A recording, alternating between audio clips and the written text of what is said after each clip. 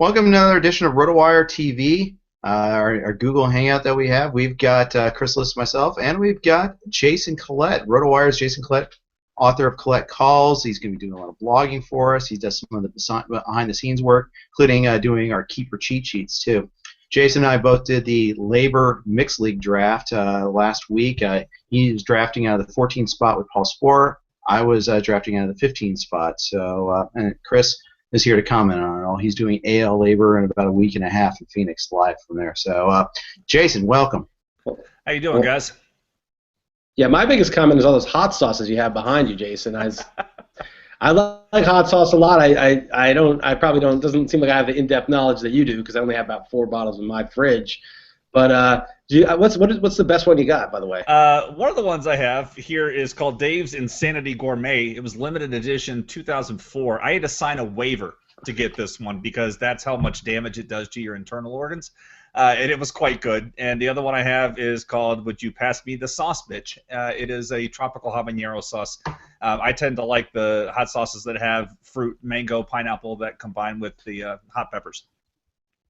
Yeah, the habanero always has like a fruity taste to it also. And I've had the Dave's Insanity, very hot. It's good for pranks for people. And as long as, you know, when I'm in the hospital, it's all right. And I got the sauce with jalapeño peppers. You know what that is, the ghost pepper?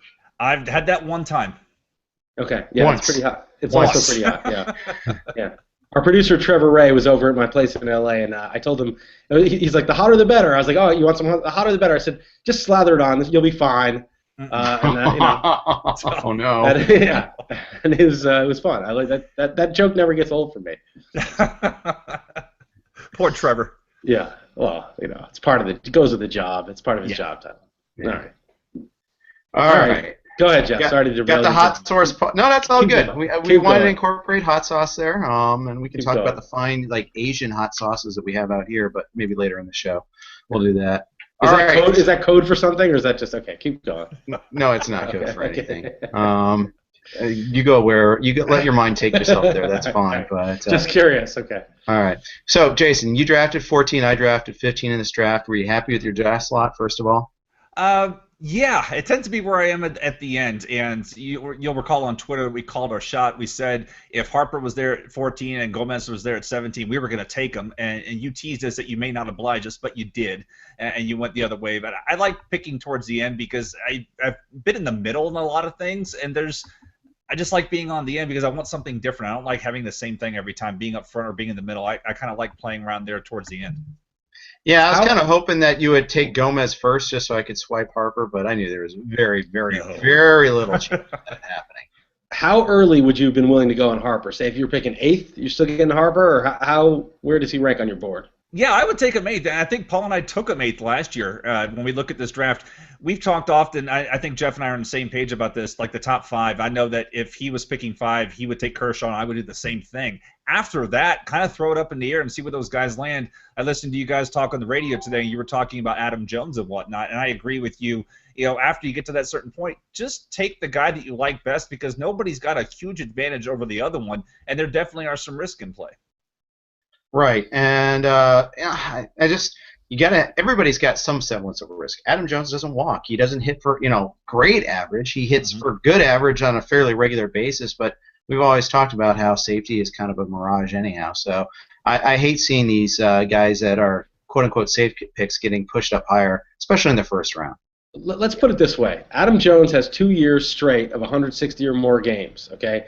If you were to say, let's take all the guys in the last 10 years who played 160 plus for 2 years, what is the amount of games they played the following year versus all the just regular healthy guys who aren't in danger of losing their jobs, full-time established guys who have every manner of games played the previous year. It could be 140, 150, whatever it is, the previous 2 years, but they're healthy now and they're not in danger of losing their jobs, and figure out what the average games they played the following year. I bet you the 160 plus guys would be like 150 and the other guys would be like 148. I mean, I think it would be about that small of a difference between that's what it means to have been healthy 2 years. Yeah, it's a good thing, all things being equal, but if you're healthy now, you can always get hurt.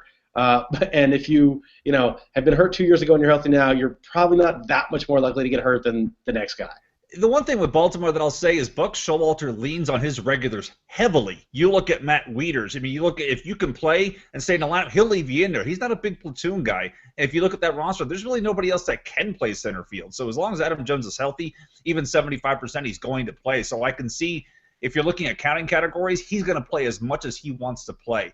And that's what I like about Showalter from a fantasy perspective. Even when we look at Jim Johnson, he'll get those guys saves. He'll get those guys accounting categories. But eventually, you have to wonder if that catches up with him. Look at Matt Wieters had a horrible year last year because he had to play so much because that second catcher situation has been a joke for them.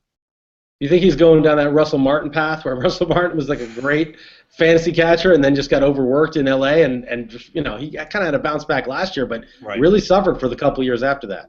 Well, how long have we been trying to bury A.J. Przinsky for the same thing? 135-plus games played for 11 straight seasons now. He's 37. Odds are it will catch up to him this year, but I think we said the same thing last year and the year before that, and he just keeps producing. This is a different ballpark for him. We'll see the same thing, but that's my concern with Wieters is that he's had trouble. He just has to play a lot of games, and I think that's detrimental to his production. Let's talk catchers here. You waited on catchers. You were one of the extreme waiters. You got Jared Saltalamacchia and Hank Conger. You said this was not by choice, or this was by choice? No, this was because Jake Seeley screwed us and took Yan Gomes the pick before we wanted to. We had all set because Paul and I are big Yan Gomes fan, so we're sitting there and said, okay, Gomes going to be ours, and Jake took him, and we're like, oh, man, we just kicked the can down the road because we both like Hank Conger. I think Hank Conger, his defense has held him back in the past because Socha's been overly critical of him, but he's made nice strides defensively last year. You could see it, and you look at the pitch framing data, he's one of the better receivers after being one of the worst ones in the past, and he can hit. So we like Conger. Saltalamacchia was just the best guy available at the position because once we lost Gomes, we really didn't have a backup plan there. All right, and it's interesting, though, that you started a big run on catchers. There's a second catcher run for most. It's first catcher for you, but you took Salty at 19-2. Russell Martin went that round. Josmil Pinto went that round. Devin Mesoraco, Carlos Ruiz, and then the comeback, Alex Avila, which broke my heart. Wellington Castillo, another good one. Mike Zunino went that round. Then you ended up with Conger. I ended up with Giovanni Soto, who I actually was pretty happy with my second catcher, but I really wanted either Mesoraco or Avila, and you guys kind of started that daisy chain on me there. That was the second time when we did the daisy chain of starting pitchers earlier in the draft, when we took Sale and Scherzer. I remember telling Paul via G-Chat, I'm like, if we don't get the guys we want now, they're not going to be there when we get back. Because there's about to be a big starting pitching run, and sure enough, I think 11 guys went in the next 15 picks or 20 picks in starting pitching, so that came along. And same thing with catcher. We thought about waiting for that second catcher, and I said, if we don't take him now, we're going to end up with one of these guys we don't like. And I didn't want to end up with Mike Zunino. That's a guy that I see people draft. I don't like him. You look at Zunino, he can't hit anything with a wrinkle. It just has a horrible whiff rate on curveballs, horrible whiff rate on sliders. And if it's not straight, he's not going to hit it. And they're talking about him making adjustments in camp right now. But I don't want Mike Zunino. I think a lot of people are overdrafting him because of that. But catcher is pretty deep. I mean, it's like 12 deep of good catchers, but it's another 12 deep of these Hank Conger, Giovanni Soto, Wellington Castillo guys, right? I mean, in terms of in a 50-team league, number 30 is probably going to get pretty ugly, but like number 24 is not that bad. Right, and a draft that Jeff and I are doing now online, Jeff, I think we're in the 17th round. I think I just took Alex Avila as my first catcher. And again, some of my other targets have been sniped, so I was the last guy to take a catcher in this draft, and I took Avila, but I'm not even thinking about taking my second catcher for a couple of rounds because I agree the position is a bit deeper than it has been in the past. Yeah, and I just don't like taking a second catcher that early, unless I'm going to take two of the top 8 or so. I'll do that. I'll double up on them sometimes. But once I've done that, I'm not going to be like wasting picks 11 through 15 on a catcher usually. So when people are like, I can't wait any longer on that second catcher, I'm like, good, thank you. I need that. But let me throw one more curveball back at you guys before we get back into the labor draft. And we're talking about Adam Jones and Buck Showalter and how he rides his everyday players. And we were talking about this last week about Hunter Pence. He plays a lot of games. He's always at high 150s or low 160s. And they put up these good counting stats. But in a way, doesn't that cut the other way that you're thinking, okay, this guy hit, Adam Jones had 33 and 16 last year, or 33 and 14, and Hunter Pence had like 27 and 22. But this is in 160 games, right? Now, if you have Carlos Gonzalez who's going 25-20 in 140 or 135 games, you think, well, the problem with Cargo is he only plays 140 games a year, 135 games a year. But doesn't it cut the other way that what if he does play 155 games? And for the guys like Adam Jones and Hunter Pence, it can't get better. It can only get worse. If those guys go on the DL just once, right. These counting stats are the highest they're possibly going to get. And shouldn't we be almost like targeting the guys that seem to miss time? A lot of it's luck. Obviously, if it's a chronic thing, we got to worry about it like Tulowitzki. But if it's somebody that, they're healthy now, don't you want the guy that does it in 140 games rather than the guy that took the full 160?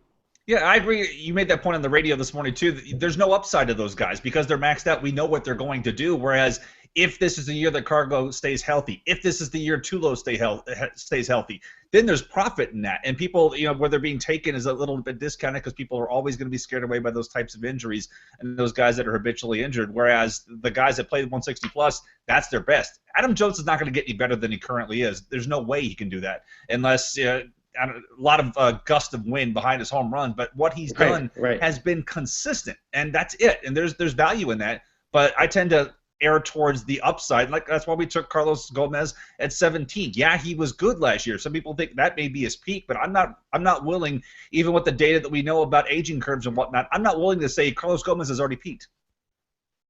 All right, and that leads into our other conversation that we had on the show today, talking about aging curves and how that it's not a bell curve maybe anymore. It's more a slope instead, and it depends. We're still kind of trying to verify this, but sparked by the Jeff Zimmerman article on Fangraphs, spent a lot of time talking about that today. Did you get a chance to see that? What are your thoughts? Yeah, I did, and I really liked the piece because I know a lot of people will buy into the age 27 theory or the age 26 being the pre-peak. If you're a believer in the age 27 theory, then you try to target age 26 players.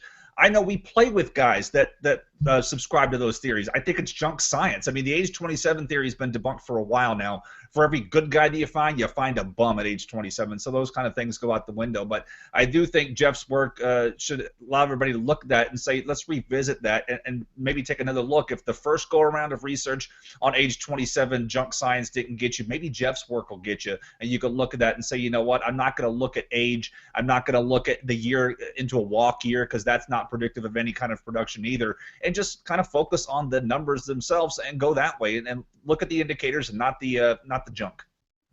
But if we buy into Jeff Zimmerman's article, I mean, don't we have to skew our drafts young to some extent in the sense that, this is as good as it's going to get. So, if you're, Andrew McCutchen, I guess, they only decline a little bit each year. So if he performs that well at 27, he's not going to fall off a cliff at 28.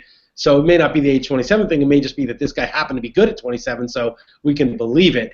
But in a way, it's like a lot of these guys who are just coming into the league, and these young pitchers like Jose Fernandez, and other young guys like Michael Wacha and Garrett Cole, that this may be it. I mean, it's not like in 3 years Garrett Cole is going to be awesome. No, this is the year Garrett Cole is going to be awesome, assuming he stays healthy, and assuming he's as good as advertised or as good as his pedigree would lead you to think. And that we should just be targeting these guys and not discount them at all for being inexperienced or young. A couple of years ago, I went into there's 3 or 4 drafts that I did. I didn't take anybody over age 30. I didn't win any of those leagues, but I tried it out because I looked and said, okay, let's try and draft everybody in 26 to 29, 25 to 29. Try that. I don't want anybody over age 30. I used to run from those guys over 30, but there's also value in their stability. I mean, when you have the volatility of fantasy players tends to happen in their 20s. Once they get to their 30s, if they suck, they're out of the league. So we have these stable guys, and they can hit for power in their 30s. They just don't run in their 30s. So if you're looking for speed, you were already drafting in the 20s anyhow. When you get to your 30s, if you're targeting speed sources in your 30s, you're doing yourself a disservice. Right? And also, you want go ahead, Chris. Well, there's a survivor bias. That's true. That Zimmerman's article doesn't refute it. It just means that it's just separate from it, which is that you're right. The best guys in their 30s are the only guys that survive because everybody else is already down the cliff, and they weren't good enough to stick around. If you're still good at 35, then you're obviously a very good player, so your baseline's a lot higher. Maybe you're not as good as you were at 25 or 23, but you're still good enough to be a good major league hitter. So maybe with a higher level player, that's still around. And so that may be the counter argument to just skewing your draft young because of the new research. Right. And the other thing, too, is that we're looking for pitchers more in their 30s rather than hitters, perhaps, because pitching is more of a cerebral position. It's more about setting up the hitter and less about pure dominant stuff. Pure dominant stuff still plays, obviously, and it's still very important. But at the same time, it's also, again, survivor bias about injuries, but also, too, I think knowing how to use what you have becomes a little bit greater. There's that nexus. That's always been the argument for the age 27 anyhow. It's maxing out of abilities plus knowledge. And maybe the knowledge from a hitting standpoint starts sooner. And here's the other thing of the age 27. If you look at how guys are called up, age 27 also tends to be the third full season a lot of guys are in the major leagues. And Corey Schwartz has done talk a lot about, he likes to target those guys in their third full year. You see that breakout in that third full year. That's one of the reasons why I like Brett Lawrie this year. A lot of people are trying to write him down. This is going to be his third full year of the major league. So you can see if he can apply the skills that he's harvested here over the last couple of years in between injuries and whatnot. But I just think that the age 27 thing has more to do with where everything else is in the play and not just that magical year where all of a sudden your muscles and your reactions and everything all just come together in this beautiful nexus. Yeah, I would agree with that too. That it just averages out to be close to, or may have averaged out at one time to be close to 27. Zimmerman also points out that guys are getting better training in the minors. They're in better shape. They the investment in the minors has grown significantly, and so these guys are more ready at 22 than they used to be. And maybe the teams are better figuring out when they're ready to play in the majors, so they're not called up at 18 like Robin Yount in 1974 and learning on the job for 3 years. They already learned on the job. Their minor leagues are more legit now. It's a harder job, and they're getting the training they need. They're facing better pitchers. They're getting better. I got to bring this back though to one thing. I know I gave Jeff a hard time about this on the radio. You guys were picking right before him. You got Harper. That wasn't his fault. There's nothing you could do about that. He took 2 good hitters. You took another one. But round 3, you guys take Chris Sale. I know that was you. Paul Sporer blamed you on the radio for that. Although he said he was on board with it though. And then Jeff takes Strasburg, who I love this year, and I just think that's a ridiculous value at the last pick in the 3rd round. And then I'm like, Jeff, you got to take Max Scherzer at the next pick. Go Strasburg, Scherzer. You're going to kill it. And he takes Starling Marte. And then you guys get Scherzer in round 4. And let me ask you this, Jason. Did Jeff make a grave mistake taking Starling Marte over Max Scherzer? No, we were going to take Steven Strasburg if he didn't. We looked at Sale, Strasburg, and we said, you know what? Let's do Sale. And we hadn't intended on going 2 pitchers. We had talked about it, but we were split. We're like, if he doesn't take Marte, let's go ahead and take him and just really load up on speed early on. But once he did, we just both went Scherzer, and we wanted to go 2 pitchers because I made the comment, look, man, if we don't get this second stud right now, it's not going to be there when he comes back. And you look at all the pitchers that went after us, all those studs went. So that's why we went ahead and jumped on it. So you guys were going to take Marte if you didn't take him? We would have. There's a couple of times where Jeff ended up taking the guy we were looking at on the turn. Oh, we were killing each other back and forth. Yeah, we killed each other back and forth a few times. So not only did Collette not throw you under the bus, he actually defended you. He actually basically said he was going to take the guy that you took. Wow, that's shocking. A couple of times. Yeah. Not shocking. Yeah. But you got me with Homer Bailey, but then I got Garrett Cole, who I was just as happy with. He took Brandon Belt. I was like, okay, I thought he'd maybe last one more round. That's fine. But, there was a lot of those back and forth. We both got snaked by Seeley on both Yan Gomes. And then another one that kind of broke my heart later in the draft, Nathan Eovaldi. Went pretty later on, and I think you and I both had him queued up. God, talk about if you're a velocity hound, that's the sort of guy you're like, okay, this next step is coming. He's throwing hard enough, the strikeouts will come. Yeah, Paul's big on Eovaldi. He's been on that train a long time. You need to see. You talked earlier about using your stuff to set up hitters. That's one of the things. He has the velocity. I want to see him be able to effectively handle lefties and righties right now because most of his damage comes while he's facing righties. He's really good against them, not as good against lefties. But I did like him. One of the other examples of where you snaked us is Liriano. We took I got him super we were looking cheap. At Liriano. Maybe if he would slide through, but he didn't. Along that line. I'm sorry, we took Chris Johnson, and not sure if you were going to touch him or not. You took Liriano, and we ended up with Burnett. We were hoping Burnett was going to go to the Nationals or the Pirates. This was 2 days before he signed with Philly, and I absolutely hate that location for him. Yeah, and you blogged so much about that, too, and we talked about that on the air today to bring this all full circle. But, you're still going to get Ks out of Burnett, so it's not going to be like a total disaster. You get the pitch in the NL East. And face the Mets, face the Braves, who strike out a ton, the Marlins, who you still want to face that lineup. That's not the Nats. That could be painful there, but mean, there are worse landing places for him for sure. Yeah, better than the Orioles. When we got the guys we already had Sale, we already had Scherzer, Bailey is on the. We already had Bailey. Burnett was the fourth guy. We have Porcello and Neese as our fifth and sixth. He and I are both. I mean, Porcello's a Tiger, so of course Paul's going to love him. And Neese is a guy that we both love. So those are our six guys. I love Porcello every year, and every year I'm wrong about it. Last year wasn't bad actually, but. It was good after May 1st. That was the issue. He got off to such a bad April, and then after May 1st, he was fantastic. Yeah, people dropped him actually, early because he wasn't, expensive enough to keep if he was killing you. Right. But I love Porcello every year, and just about every year until last year he disappoints, and yet I still come back for another year. There's always some reason. Oh, their defense is better. He's a huge ground baller. He raised. Well, this year there's actually something to like. His strikeout rate went up, and the defense is better. I mean, that's two, and he's going to be on a team that supports him and gets him wins most likely. So. It's a pretty good situation. He's got a better closer behind him. Maybe he won't lose some wins because Valverde won't be there to blow him. Right. True. I love Joe Nathan. I don't know. To me, and I loved Rivera last year. I just loved Rivera and Nathan last year. Mm-hmm. And everyone's like, Kimbrel, I'm going to spend a 4th-round pick on Kimbrel. It's like, all right, fine. But I'd rather get Nathan around 8. I don't know, maybe 7 or 8, 15-team league. Because he's as money in the bank as Kimbrel. He's going to cost you 20 strikeouts over what Kimbrel does, maybe 30. But although he strikes out quite a few guys, Nathan. But Nathan is as money in the bank as any closer on the board. I trust Nathan more than I trust Kenley Jansen just to survive and get the saves. I trust him more than I trust Chapman just to survive. I trust him more to survive than Holland. And when you're using a top 8-round pick on a closer, yeah, it's great to get 30 extra Ks and a ridiculous ratio, but you're going to get pretty good ratios in ERA from Nathan anyway. And it's like I just want the guy to keep the job, and to me that's like the most important thing. There's not that many saves to go in a 15-team league with smart owners that are going to be aggressively on the waiver wire for any sniff, and guys moving up the ranks where the closer's struggling. Those guys are going to be gone and they're going to be expensive. I just want to get my saves. Yeah, agreed.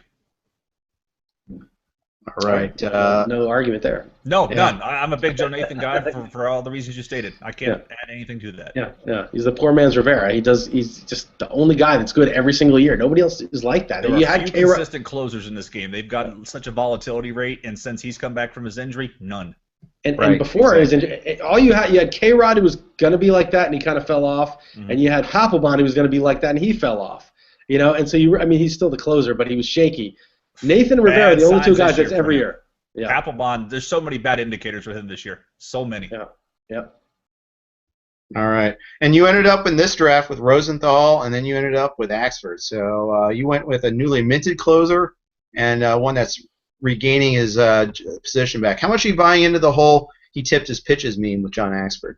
Very much. When you look at video with him, you can see where he was tipping his pitches, and you can see what the Cardinals did to help him fix things. I just, in talking with a couple of people up there, this shouldn't have been new news to Axford. They've told him in the past, people coming over to the team, dude, we know what you were throwing. I don't know why this come to Jesus moment had to happen with the Cardinals. Maybe it's because he realized, oh yeah, I'm a free agent. Maybe I should get this stuff in gear so I can get a contract this offseason. But you can see in the video the changes they made with him. And once the Cardinals did those changes, his whiff rate went up, his strikeout rate went up. A lot of things pointed in the right direction. And when the Indians signed him, that's one of the things they mentioned is like, we liked what the Cardinals did to change him. So I liked Axford.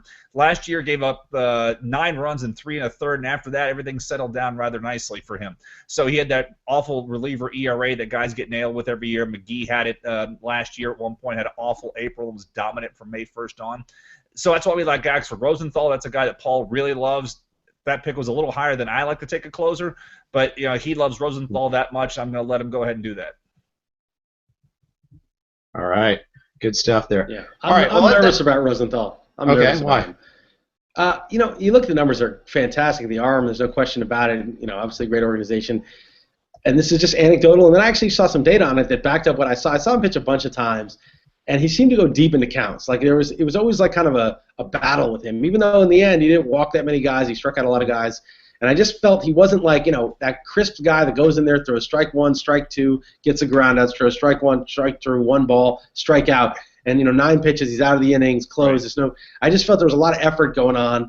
And maybe, and there's no question about the stuff, but This makes me a little nervous for the elite guys, for a top 5, top 6 closer. Yeah, to that point, that's one of the things I would point at McGee. A lot of people want to look at Jake McGee before Grant Balfour was signed. Oh, McGee's going to be the closer. Go look at McGee. The guy lives on 97% fastballs. I mean, if he throws a slider, it's usually when he's well ahead in the count, but he won't throw it when he's behind in the count. He won't even throw it when he's even in the count. That's one of the things with McGee. He's got a very, very good fastball, but 7, 8 pitch at bats every now and then. When your fastball's that good, you should be able to get out of that bat 4 pitches or fewer. Sometimes you get to 7, 8. So he's got the same kind of thing going on with him, but that's a valid concern. Once you get past the elite guys, once you get past the secure guys as the closers, is there one that you like that you kind of want, get as your second closer in the drafts? I mean, I've looked at some of the second and third. I think Axford really falls in that second end. I see Jesse Crane going, and I think he's going too high. I'd rather take Chad Qualls than Jesse Crane, simply because Chad Qualls has been on a major league mound in the last since July 1st, and Jesse Crane has it. He got hurt, I believe, on July 2nd, and that's it. He hasn't thrown a pitch on a major league mound, and I don't know if he's even throwing down in spring training yet. I'm going down to Kissimmee tomorrow for the Astros camp. But, I like Qualls. I like what he did last year in Miami. He went back to his old delivery, got his old slider back, and that's what made him effective again. So, to me, I'm taking Qualls in those drafts. I'm looking at Jose Veras with the Cubs. They signed him for a reason so they could use him as a closer and flip him later. And I like what he's able to do. He did it last year with the Astros. I got Veras in 3 leagues for $1 last year. How about you, Chris? Well, I don't know if this counts as, he's really, you said second tier. Jason went right to the 4th tier straight away. I was thinking like David Robertson, because people, David Robertson, I guess the owner says he has the job, Hal Steinbrenner, one of those guys, but like, Joe Girardi didn't mention anything about it.